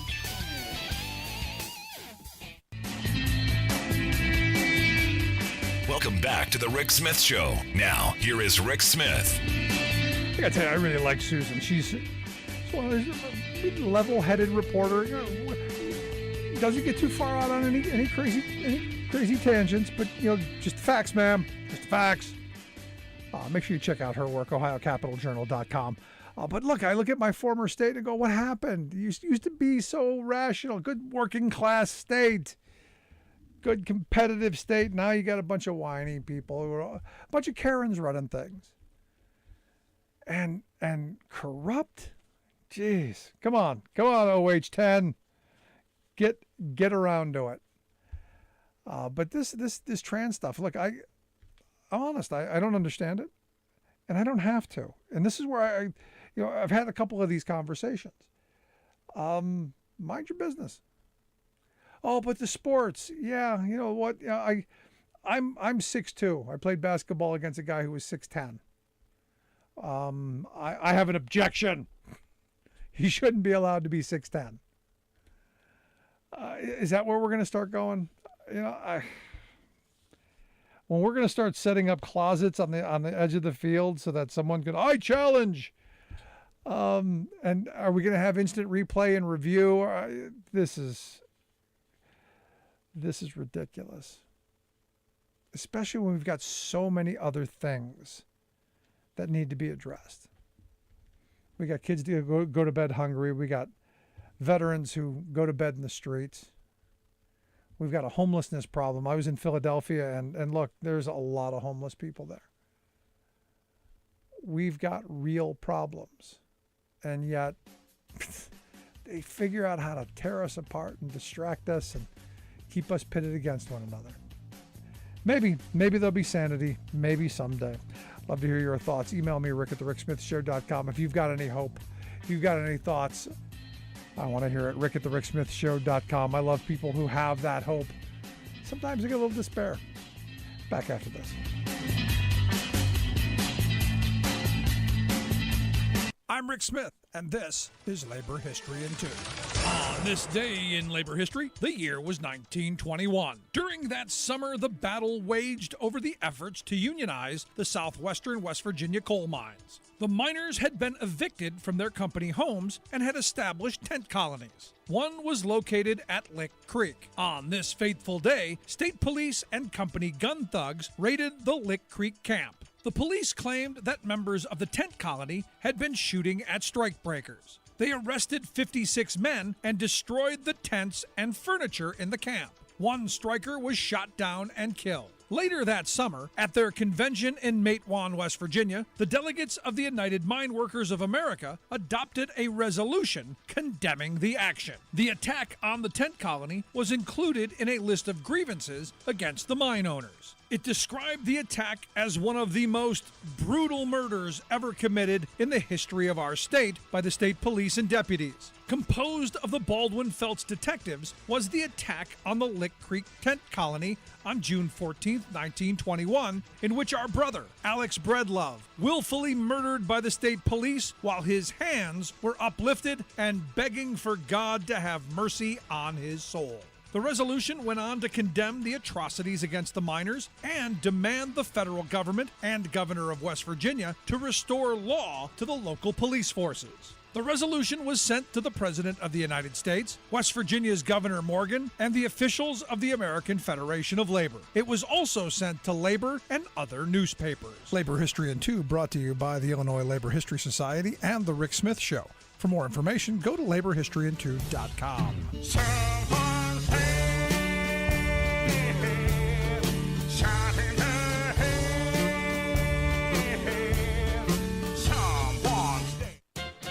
It's over. Biden's numbers are in the ditch. Democrats are doomed, called the priest. These are Democrats talking. Even before November's congressional elections are run, many conventional-thinking Democratic operatives are surrendering to a presumed Republican sweep. You don't need a political science degree to know that if you start out announcing that you'll lose, chances are you will. After all, who wants to vote for a party that shows no fighting spirit? No confidence in the appeal of its own ideas? What's happening here is that the party's top leaders have decided their candidates can't win in rural areas and smaller factory cities, so they've quit trying. Worse, they blame the voters, claiming that Trumpism, Fox News BS, and culture war nonsense have poisoned the minds of people, quote, out there. Thus, party leaders have retreated from the countryside to focus entirely on big urban areas. Democratic congressional leaders even killed their rural outreach programs, and the party's chairman in 2018 meekly declared, "You can't door knock in rural America." Actually, sir, you can. And if you choose to abandon this working-class constituency, surprise, it will abandon you. Worse than failing to campaign along America's dirt roads and factory streets, national Democrats have actively been pushing corporate policies that have ravaged families living there, including trade scams sucking out union jobs, shamefully bailing out Wall Street bankers who crashed our real economy while ignoring millions of devastated workaday people, and doing nothing about the corporate-caused farm depression still ripping across our land. Washington Democrats have largely betrayed this vital constituency. This is Jim Hightower saying, did party poobahs think voters wouldn't notice or care how they're being treated? If we want them back on our side, then let's go to them and get back on their side.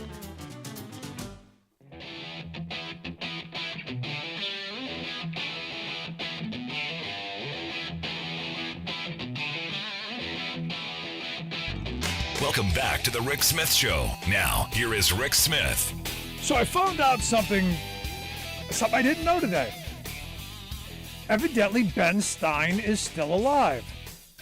You remember Ben Stein? Bueller. Remember Ferris Bueller's Day Off? That's the only thing most people remember Ben Stein for.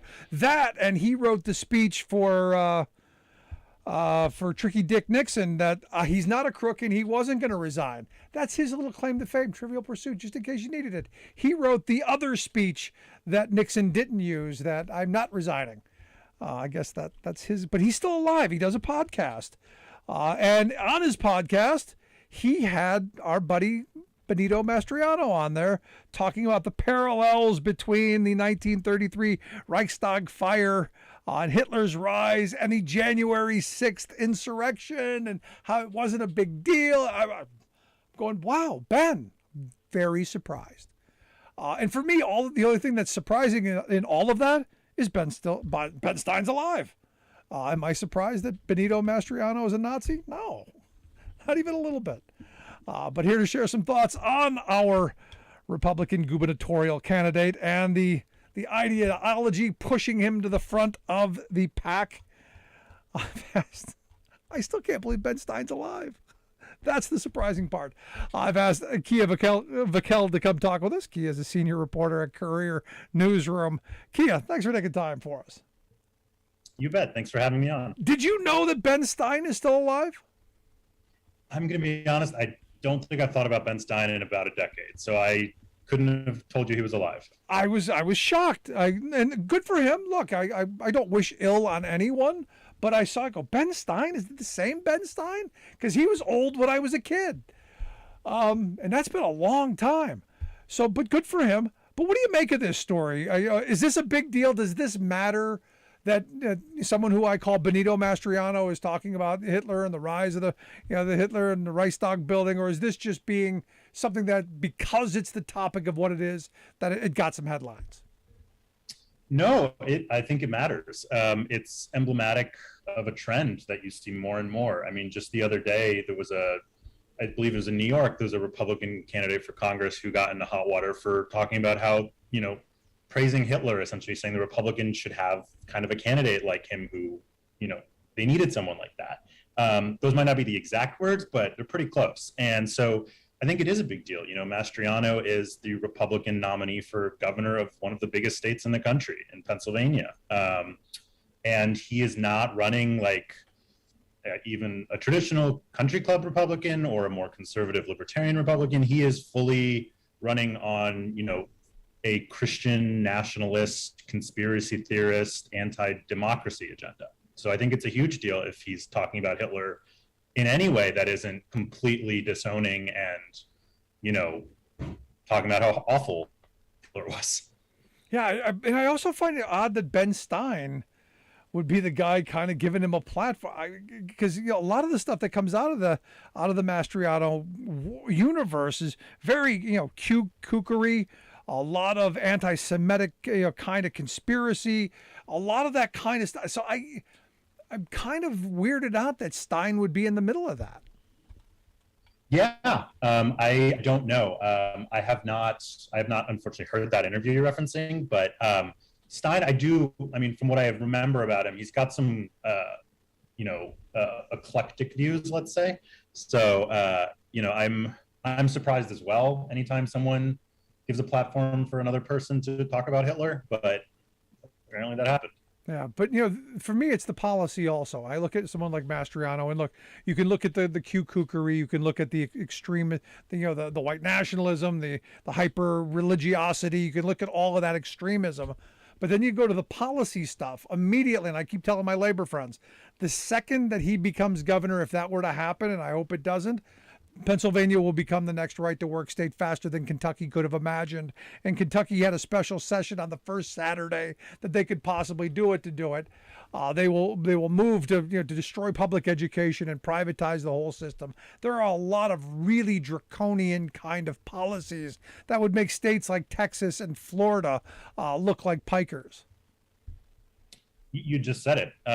His stance on guns, abortion, education, all of it would make, Greg Abbott in Texas blush. Like he wants to, Mastriano, I'm saying here, he wants to basically ban abortion at 6 weeks, I believe is his policy. He wants to make it so he pretty much wants to copy Texas's gun laws, which are among the most lax in the country. And Texas is a state that's had some of, I believe it's 3 of the 7 deadliest school mass shootings have been in Texas. And so, and like you said, his education policy would decimate public schools. He is very much a threat to the institutions that helped build Pennsylvania. And the weird thing is, and I look at this and his district, honestly is, somewhere where if you decimated public schools, you're going to decimate part of, where he represents in Franklin County and in those areas. And there's almost a disconnect with that. He's not talking about us. It's not going to happen here. There's like this kind of, with people that I talk to that, well, he's talking about those people. And it's one of these weird kind of dynamics. And, someone emailed me, earlier today, the famous LBJ quote, where he said, if you convince a white man that he's better than the black man, he'll empty his pockets for you, or something along those lines. And I'm going, this is kind of the same thing, only by throwing religion and some of this other conspiracy stuff in with that. And it's frightening. It is. I mean, it's very scary. It's, we are a very divided country when everyone's afraid of each other. We have people who are, billionaires making gobs of money during the pandemic. And, meanwhile, we have folks like Mastriano who are telling their supporters that, it's immigrants or it's communities in Philadelphia or in Pittsburgh or, anywhere outside of their region that are the ones who are getting things they don't deserve and are the reason that, rural communities have been struggling more. And that's just not true. Right. People operate from this mentality that everything's scarce and you have to fight, for everything. It's the Hunger Games. Exactly. And he's exploiting that really well, unfortunately. And, it's depressing because ultimately it will come around. Life has not, or things have not gotten easier in those sorts of communities in Pennsylvania or across the country. They have struggled a lot over the last couple decades. And, Republican leaders have not done a whole lot to improve people's lives materially. They've just stoked a lot of anger and outrage at others. And eventually, the others are going to be closer to home. Yeah. No, I mean, whenever you hear in Pennsylvania, you hear somebody refer to Philadelphia, they always mean black people. It's the same thing with my friends who live in rural Illinois. When you hear Chicago, it's the same thing. It's that code word that they use. It's the dog whistle, so that it divides us. Instead of saying, we need good schools in both areas, and how do we make sure that all kids have opportunities? It becomes that Hunger Games of, hey, we're going to take it from them and get for us. And it's been a winning strategy. I got to be honest. They've figured it out because, well, look where he's at. Yeah, it is depressingly effective. People are emotional beings. They're almost always going to respond to, an emotional message, even if it's one of hate and anger more than, a policy white paper. And so that's something that he and people like him are really effective at. They get on their, bully pulpit, preach fire and brimstone, and people respond to it, and if Democrats aren't actively fighting back in those communities, it's going to work. And even if they do fight back, it's probably still going to work because they have a huge uphill road to climb. You're listening to the Rick Smith Show here with Kia Vakil. He's a senior reporter over at Courier Newsroom, couriernewsroom.com, the website, if you want to check out the work that they do and the work that Kia does. Good stuff there. Now, Mastriano was at the January 6th insurrection, organized bus trips down. Again, one of the failures, I think, so far, and I'm hoping we're at the beginning, obviously, of these hearings. But they've been all focused on Trump. And look, I know he's the focus right now.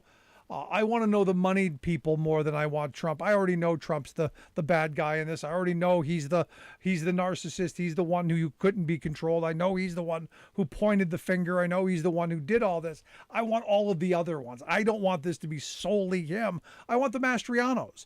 I want the people who promoted this, who knew it was BS, who held sham hearings like Mastriano did in Gettysburg. I want people who were the marching soldiers in this as well. And I don't think we can go through January 6th without Mastriano's name coming up over and over and over again. No, we definitely can. And I do think we'll get that next week or in future hearings. There's going to be one that focuses on state lawmakers who, tried to overturn the election or get audits performed or just cast doubts. And no one has done that more in Pennsylvania than Mastriano. So, like you said, he paid for people to go to the Capitol. He was there.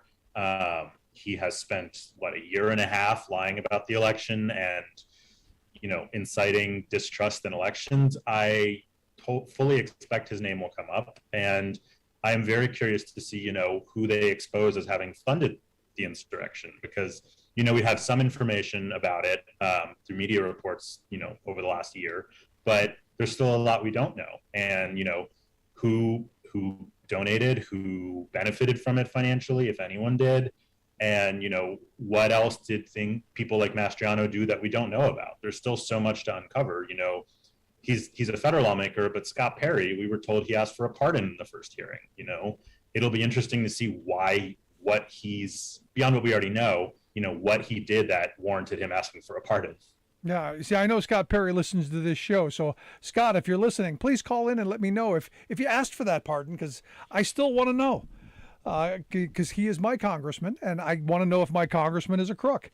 I think that's important, especially, and I want to know why preemptively you would ask for a pardon. If you're a patriot, why would you do that? I mean, if this is one of those moments, watering the tree with liberty and blood of tyrants, why are we looking for that soft landing even before it happens? But here's the weird thing. I look at these hearings so far, and there have been a couple of things that I find very interesting.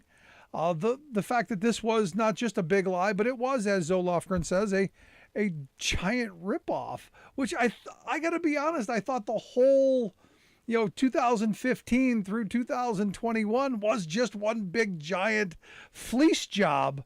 And they pointed out, $250 million con?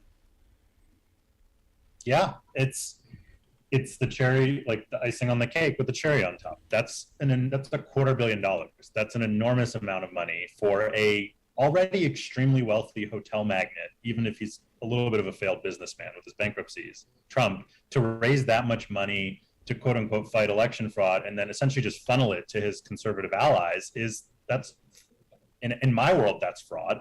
He's conning his supporters and he's grifting them. And, that's what he's been doing since 2015 on some level.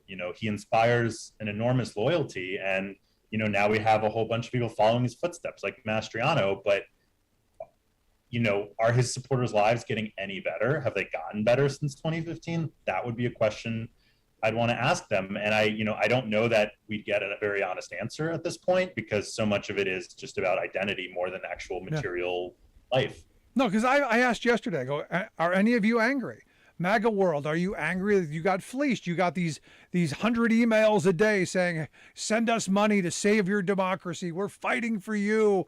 And now you find out that $60,000 went to that Guilfoyle woman to screech for 2.5 minutes. $60,000 is more than most people make in central Pennsylvania in an entire year. She just screamed for 2.5 minutes and got $60,000. Does that not make MAGA mad? I mean, I would be mega pissed. Yeah, I would be too. I mean, there's this anger and outrage at the elites, and that often is Democrats, Hollywood, people in New York, and often rightfully so. A lot of those people are out of touch, but you can't tell me that Kimberly Guilfoyle is not out of touch. You can't tell me that someone who gets paid $60,000 for a brief appearance for a speech is not out of touch, and she is not a working class person. She is not living remotely the kind of life that most Trump supporters or most Americans are living, and none of his allies are. Mark Meadows is rich. I don't know Scott Perry's finances. I'm willing to bet he's reasonably well off. It is not a movement that is helping working class people financially. It is not helping their lives. It is simply pointing their anger and their well-justified frustration over, jobs going away and their communities falling apart at the wrong people. It's scapegoating people instead of actually solving problems. Yeah. Are you buying any of this? Obviously the second hearing was focused on, Team Crazy and Team Normal. Are you buying any of the normal stuff? Are you buying that? Because I'll tell you where I'm struggling is that there were people who were speaking up to Trump in the way that they say that they were speaking up. Do I think they were giving him advice and saying, look, you're losing, you've lost? Yeah, I think they probably did, because that's their job. But I think they're embellishing a bit more than they probably actually did. I'm curious your thoughts. I agree. I think there is absolutely a group of people, including the former Attorney General Bill Barr, who are trying to essentially repair, their images because they want to continue to exist in high society in Washington and get cushy jobs and, speak, wherever they might get paid to speak. And trying to overthrow the constitutional order isn't super, going to make it easy to do that. So I do think that quote unquote team normal is a little bit exaggerated.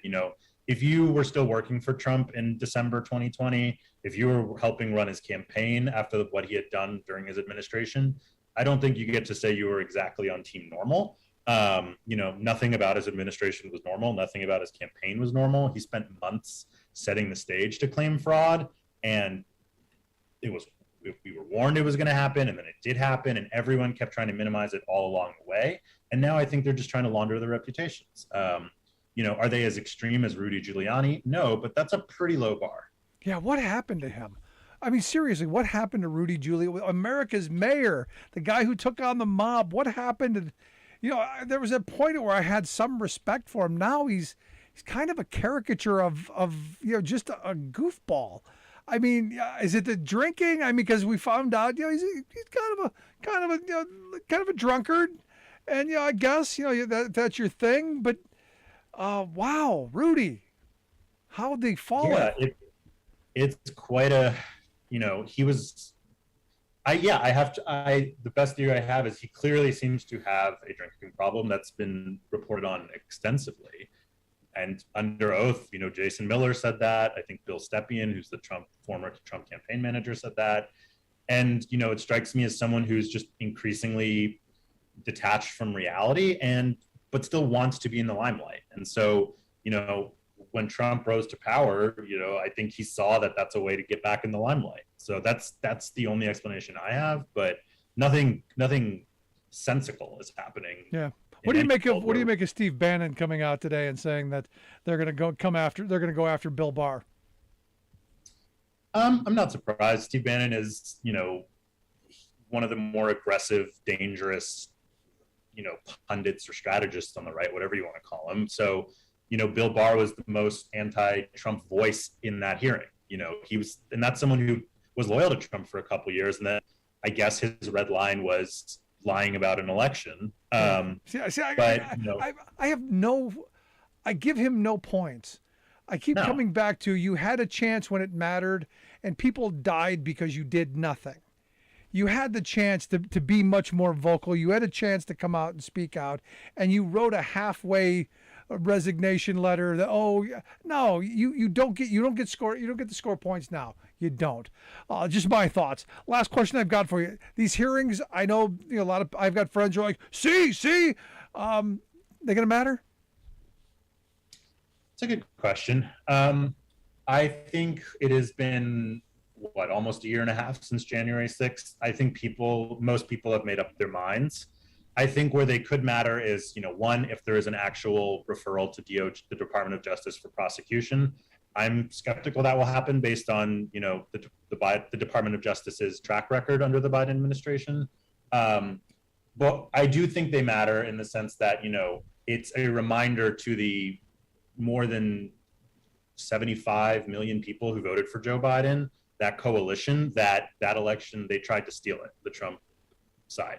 And so I think it's an important reminder, while we have all these really important issues going on in the world, with inflation, with the Russia-Ukraine conflict, with every other political issue under the sun, those are all important. But, our very democracy was almost destroyed a year and a half ago. And so I think it's important to remind people of that, because when they go to the polls, that's something they have to keep in mind. If Mastriano wins in Pennsylvania, he wants to make everyone re-register to vote. That's crazy. That's probably not going to happen because it's impossible to do something like that. But that he's talking about things like that he, very well could completely alter how the government is run, that he could institute really draconian policies, those are all of a piece with what he did in the buildup and since January 6th. And so I do think it's important. I think that's, the best impact we can hope for is that it's a strong reminder to people in November. I hope people are paying attention, because this is one of those moments where if they're not held accountable, if there aren't indictments, because I guess the committee has said they're not going to offer, any advice on what should be done. If no one's held accountable, if no one's, responsible, they're going to learn the lessons. And this is only going to be a learning experience for when they do it the next time. And that's what's kind of concerning to me, because they're going to get smarter, and they're going to lay the groundwork, as they're doing right now, by trying to get, secretaries of state in different places like Michigan and in Georgia, where they're rigging the game before the game's even started. Yeah, it's exactly what you just said. And the American people want accountability. We ran a poll a couple weeks ago, and a majority of people want accountability. They want anyone who incited or fueled the insurrection, people like Trump or other elected officials, they want them held criminally accountable. And of course they do. If you attack someone or, break a law, you should be held accountable. And, especially if you're the president or a lawmaker who swore an oath to the Constitution or your state constitution, and you try to completely nullify the will of the voters, you deserve to be held accountable. Yep. And so if they're not, like you said, they're just going to learn, and they're just going to be smarter about it next time. This was not a particularly well executed attempt at a coup, but it still came really close. And so give them a couple more years, who knows what'll happen, especially. No, it wasn't a coup, Kia. It was just any other day. It was a patriotic day. It was a good American day. They stayed between the velvet ropes. It was a tourist visit. I believe visit. That's what one congressman called it, which is, unlike any tourist I've ever seen. I don't see tourists with defecating on the floor and urinating on desks. You've never seen that? No, I've seen a lot of different things in my life. I've never seen that. It's, and if people like Mastriano win in November, if other election deniers win Secretary of State offices, like you said, it's going to be a lot easier, to try to overthrow the election next time. So there does need to be accountability, and the country's democracy depends on that, to be honest. No. Well, we're going to find out more on Thursday when the next hearing happens. I know you'll have pieces out on that. You've been doing fantastic work. I hope people will check it out over at couriernewsroom.com. We'll get links out on social media. Kia, I appreciate the time. Great stuff. Hope you'll come back and talk to us again real soon. Yeah, absolutely. Thank you so much for having me. Good stuff. I appreciate it. Make sure you check out Kia Vakil's stuff. He's a senior reporter over at Courier Newsroom. CourierNewsroom.com is the website. Make sure you check that out. Again, we'll get links out on social media. I'd love to hear your thoughts. Are these hearings going to matter? I'm watching intently, and we're going to watch on Thursday, as we have done the last two. Is this going to bring us the results that we need? I had an interesting conversation with a taxi cab driver today who didn't believe anyone's going to be held accountable, didn't believe that it was going to result in any change, that this was just feeding the machine. He was hopeful, though. He was at least hopeful that we, the American people, would make the changes to make sure that this never happened again, because from in his country, when things like this happen, people die, bad things happen, and he was very clear about that. And this is a guy who, came here back in the Reagan era and talked about in the couple of minute cab ride I had, talked about his love for this country and his want for it to succeed and want for us to do the right thing and the need for us to take it seriously. I hope that we will. I hope we pay attention, because this is important stuff. It is the legacy of this country that there is an orderly transition of power. I'd love to hear your thoughts. You can email me, rick@thericksmithshow.com. If you miss any of our programs, the podcasts are always available. You can get that wherever you get your podcasts, from iTunes to iHeart, Podbean to Stitcher, everywhere in between.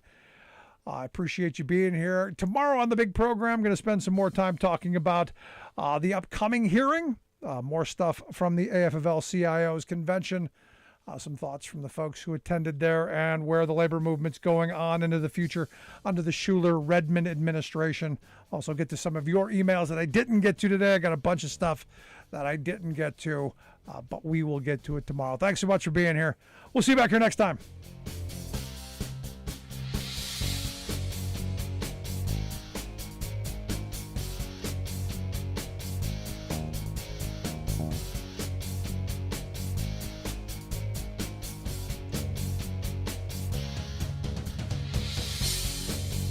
You've been listening to The Rick Smith Show. Email Rick at rick@thericksmithshow.com. Until next time, this has been The Rick Smith Show, where working people come to talk.